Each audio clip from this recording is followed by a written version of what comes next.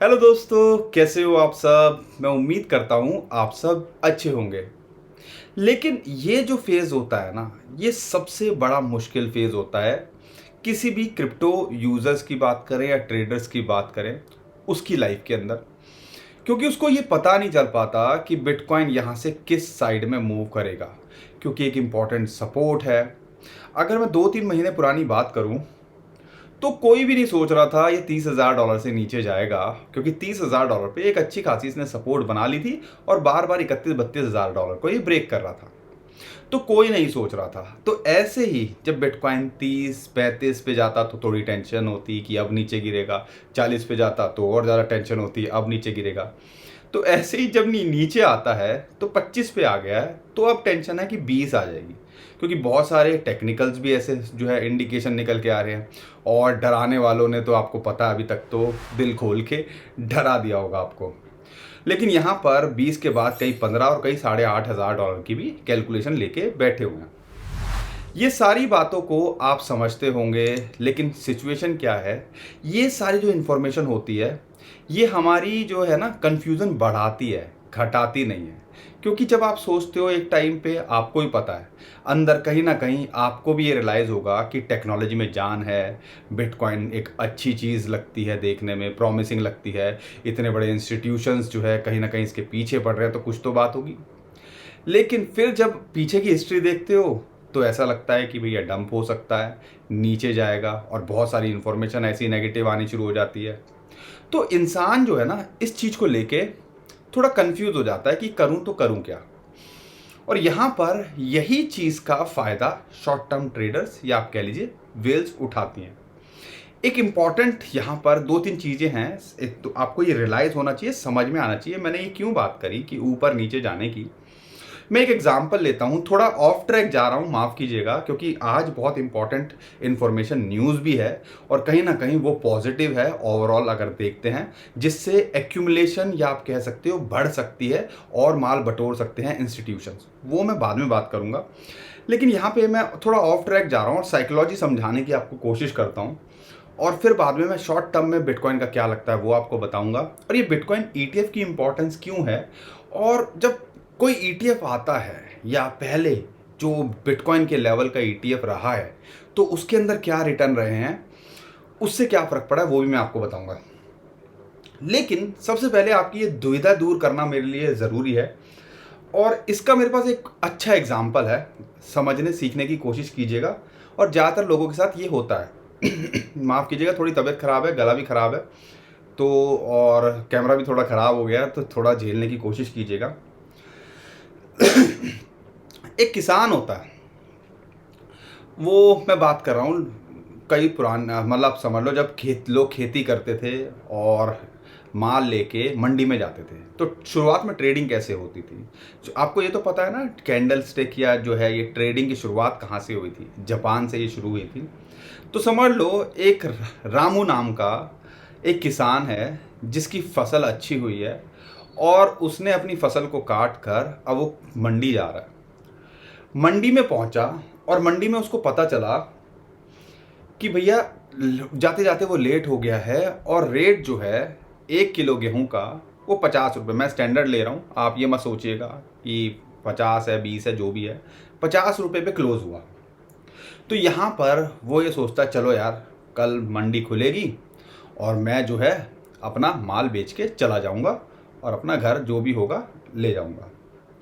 अब साथ में जब वो क्लोजिंग देखता है, एक ब्रोकर कह लीजिए या दलाल कह लीजिए, एजेंट कह लीजिए, वो मंडी में उसके पास आता है और वो कहता है कि भैया मैं आपको इसके 40 रुपये देता हूँ, माल छोड़ दो और कल की वेट क्या करनी, कल का कल देखेंगे। अब यहाँ पे वो सोचता है रेट 50 रुपये और ये मुझसे मांग रहा है 40 रुपये। समझने की कोशिश करना, ये जो आपके साथ हो रहा है ना, इसका सॉल्यूशन बता रहा हूँ कि इससे कैसे निकला जा सकता है। अब आप कहते हो कि भैया मैं तो 40 रुपये में नहीं दूंगा, मैं तो कल का वेट करूंगा। लेकिन फिर वो उसको एक इन्फॉर्मेशन देता है। इन्फॉर्मेशन क्या देता है, जो ये मेन मीडियाज होते हैं जो आपको इन्फॉर्मेशन देते हैं, या हम चार्ट्स की एनालाइज करते हैं, इन्फॉर्मेशन देते हैं, उस टाइम पे वो एजेंट इसको इन्फॉर्मेशन देता है कि भैया मैं अच्छा रेट दे रहा हूँ तुम्हें, इसका जो लो था वो 25-35 रुपये तक गया था, 35, और मैं आपको 40 रुपये दे रहा हूँ। अब उसके दिमाग में साइकोलॉजी घूमने लगती है।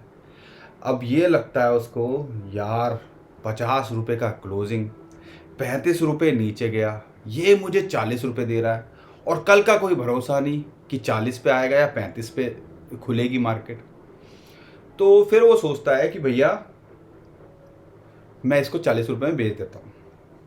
तभी साथ में रामू के गांव का एक दोस्त आता है और कहता है, अरे रामू, की हाल बा, क्या कर रहे हो यहाँ पर?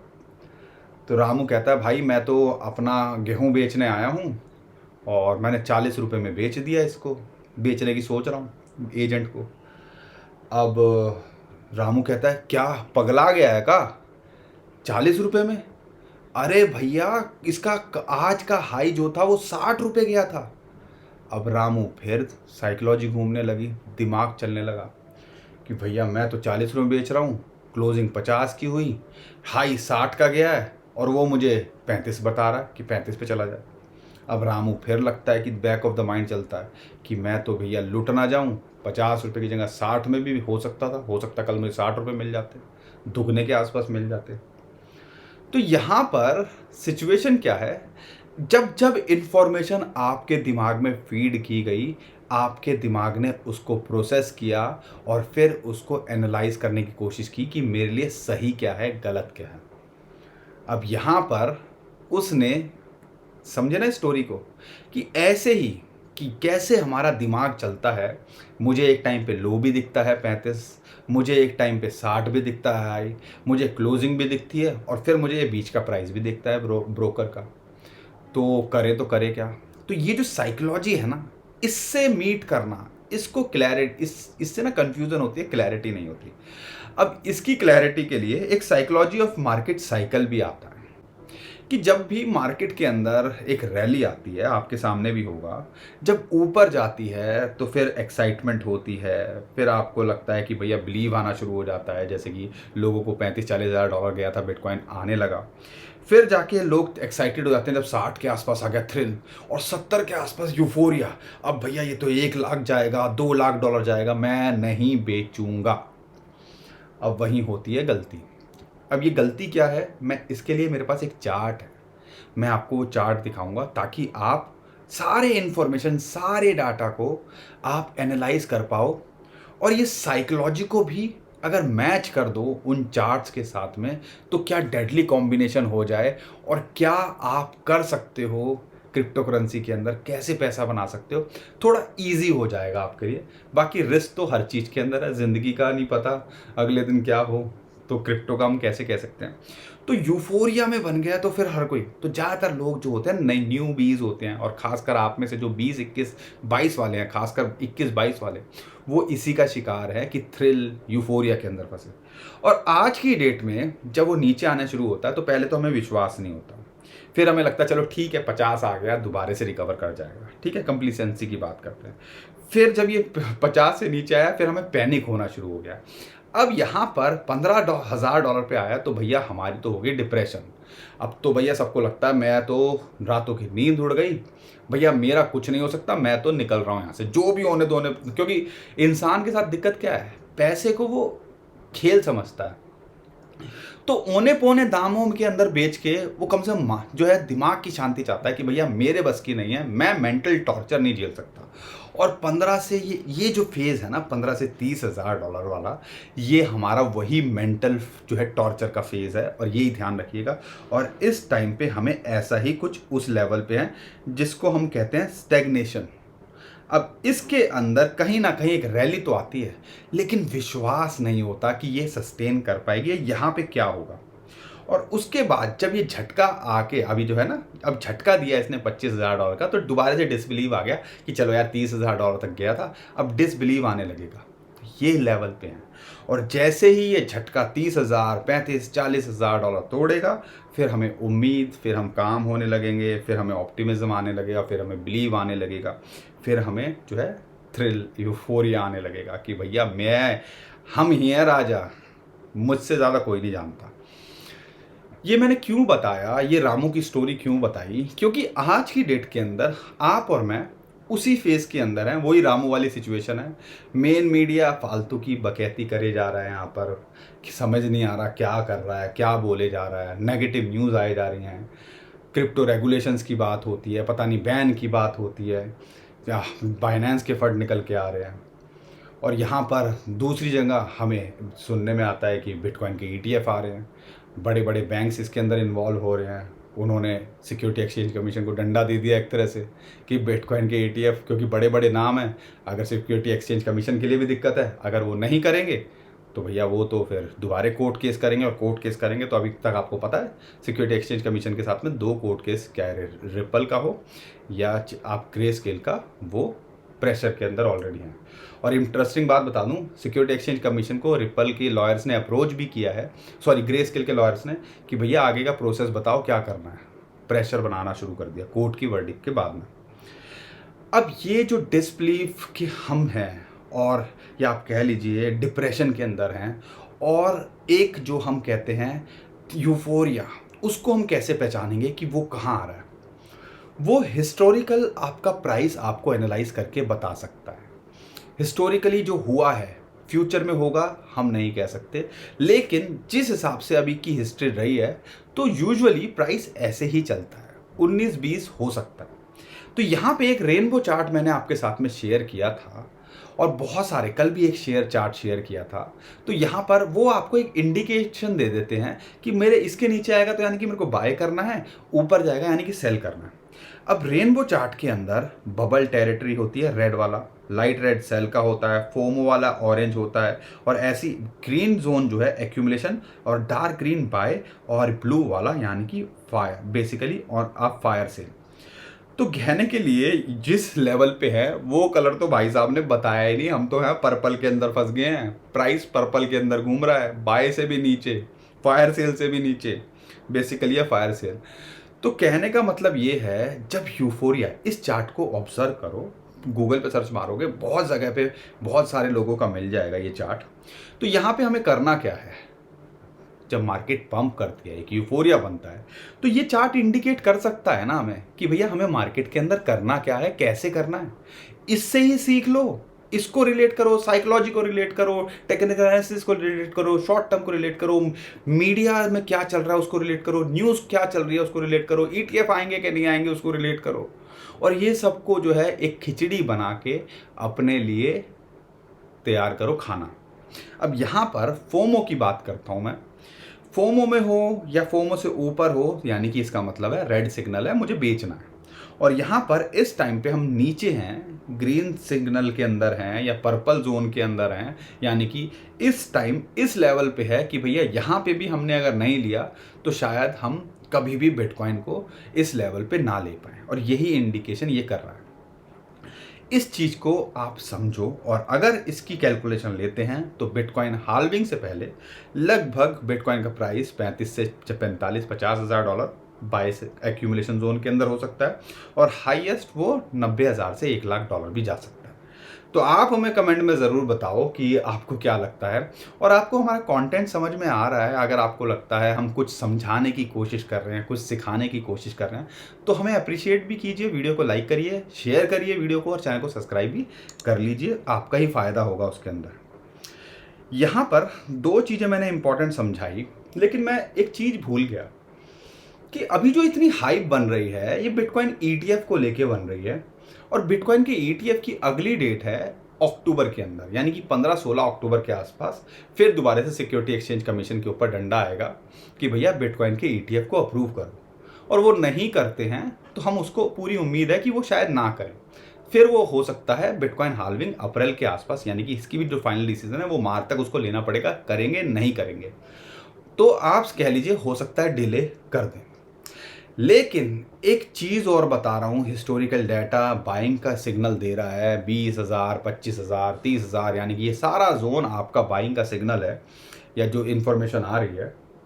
एक डाटा बता रहा हूँ कि मैं जब बिटकॉइन को हम क्या बोलते हैं, हम बिटकॉइन को बोलते हैं डिजिटल गोल्ड, और जब गोल्ड का ETF आया था तो क्या हुआ था, मेरे पास एक डाटा सामने निकल के आया, और आप समझिएगा, रियलाइज़ कीजिएगा और मुझे बताइएगा गूगल पे सर्च मार के, मैं प्राइस आपको नहीं बताऊंगा गोल्ड का, 2000 के अंदर। थोड़ी सी मेहनत आपसे कराना चाह रहा हूँ ताकि आप सीखो चीज़ों को, क्योंकि पका पका सब मिल जाता है, आप सर्च मारते नहीं हो। गूगल पे सर्च मारो, इससे थोड़ा सा रिसर्च आप कर पाओगे। गोल्ड का प्राइस क्या था 2000 के अंदर। 2000 में जब गोल्ड के ETF आए थे, उस टाइम पे गोल्ड का क्या प्राइस था और उसके बाद आज कहाँ हैं, ये जो आपको चार्ट है वो अच्छा खासा बताता है कि एक एक्सप्लोजन हुआ था, मास एडॉप्शन हुई थी। डिजिटलाइज जब कर दिया गोल्ड को, तो आप कह लीजिए एक बड़ा खेल हुआ था। और मल्टीपल टाइम्स एक तो मार्केट बढ़ गई, आम आदमी के अलावा जो गोल्ड फिजिकल में लेते थे, हर कोई अपने डिजिटल भी लेने लगा। ठीक है, तो यहाँ पर शेयर की फॉर्म में भी आ गया वो। तो कह लीजिए कि जब एकदम से जब बड़ी जाइंट्स के हाथ में आ जाती है चीज़ें, इंस्टीट्यूशंस के हाथ में आ जाती है और फिर वो रिटेलर्स तक पहुंचाते हैं सारी चीज़ों को, तो बहुत बड़ा खेल हो जाता है। तो कह लीजिए, जो मेरा पर्सनल ओपिनियन है कि हम जो 4 साइकिल, जो 3 साइकिल देखे हैं ना, शायद ये चौथा साइकिल हो और शायद ये आखिरी साइकिल हो जिसके अंदर फॉर्च्यून या किस्मत बन सकती है। क्योंकि जब बिटकॉइन के ETF आ जाएंगे ना, तो अगले साइकिल के अंदर हमें नहीं लगता कि इससे बड़ी चीज कोई हो सकती है जो एक साइकिल को या एक बुल मार्केट को ट्रिगर करे 2028 के अंदर। आपको क्या लगता है, कमेंट में हमें जरूर बताइए, क्योंकि तब तक एडॉप्शन भी हो जाएगी। और अगर अभी 1-2% ही है बिटकॉइन के अंदर, लेकिन जब ये 1-2% से 10% पे आ गया ना, तो फिर उसके बाद में जो ये अपॉर्चुनिटी है ना, वो इतनी बड़ी हमें नहीं दिखती है कि हो सकती है। लेकिन हमें भी लगता है कि हाँ, 10 साल के अंदर $1 मिलियन भी ये जा सकता है। लेकिन कैलकुलेशन समझो, समझाने की, जितना आज पोटेंशियल है, जितना रिटर्न के चांसेस आज हैं, शायद आज से 4 साल बाद या इस हाल्विंग के बाद में जब ये बुल रैली आएगी, उसके बाद शायद अगले साइकिल के अंदर हमें ना देखने को मिले। 2028 की मैं बात कर रहा हूँ। तो ये सेम चीज़ अगर बिटकॉइन के अंदर होती है, बिटकॉइन के ETF आते हैं, तो क्या हो सकता है? 1.5 से 2, 2.5, 3 लाख, यू नेवर नो। ये चार्ट तो यही कहता है कि अगर उसकी कैलकुलेशन करते हैं, कंपैरिजन करते हैं, तो शायद बिटकॉइन 1.5 से 3 लाख डॉलर के बीच में भी जा सकता है। तो ये सारी चीज़ों को आपने ऑब्जर्व करना है। ये जो इन्फॉर्मेशन मैं आपको दे रहा हूँ, उससे आपको जो है क्लैरिटी लेनी है। $20,000 पे भी आ रहा है तो घबराना नहीं है। $25,000 पे है तो टेंशन नहीं लेनी है। 30,000 पे जाएगा तो ज़्यादा एक्साइटेड नहीं होना। इनको मैच करके मैं कैसे फ़ायदा उठा सकूं और मैं शॉर्ट टर्म में कैसे कमा सकूं और बड़े टाइम फ्रेम में कैसे कमा सकूं, उस पर फोकस करना है। ठीक है, उम्मीद करता हूं आपको थोड़ा समझ में आ रहा होगा। लेकिन शॉर्ट टर्म में देखते हैं, जैसा एक्सपेक्टेड था वही चीज़ हमें देखने को मिली और यहाँ से बिटकॉइन ने खेल किया। और बिटकॉइन के खेल के अंदर जो 25,000 सपोर्ट थी वो वहाँ मिली। $25,000 पे बार बार आ रहा था, $25,300-500 पे, और वहाँ से बाउंस बैक कर गया। और हेड एंड शोल्डर पैटर्न के हिसाब से देखते हैं या 25,000 की सपोर्ट के हिसाब से देखते हैं, तो एक बाउंस यहाँ पे ड्यू है।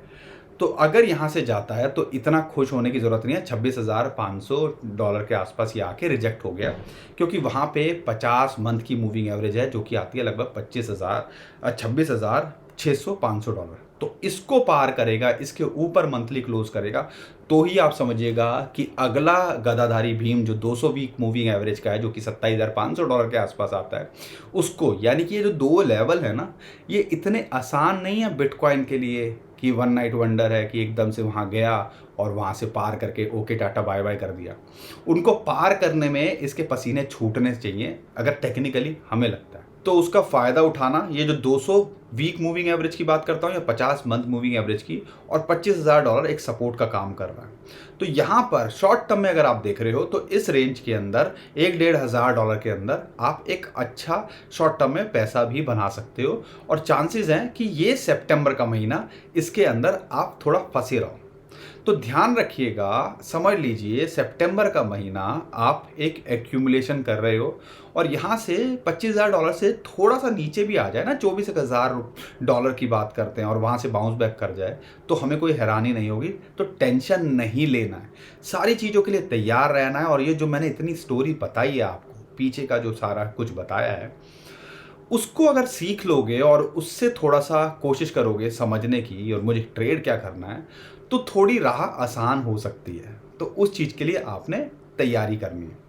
तो उम्मीद करता हूँ हमारी वीडियो से आपको कुछ नया सीखने को मिला होगा, कुछ नया मिला है तो चैनल को सब्सक्राइब ज़रूर करिए, हमारी फैमिली का हिस्सा बनिए, हमें ट्विटर टेलीग्राम पे फॉलो कर लीजिए, नीचे डिस्क्रिप्शन में लिंक है उसी से कीजिएगा। बहुत सारे स्कैमर हमारे नाम से स्कैम करने की कोशिश कर रहे हैं, उससे आप बच पाओगे।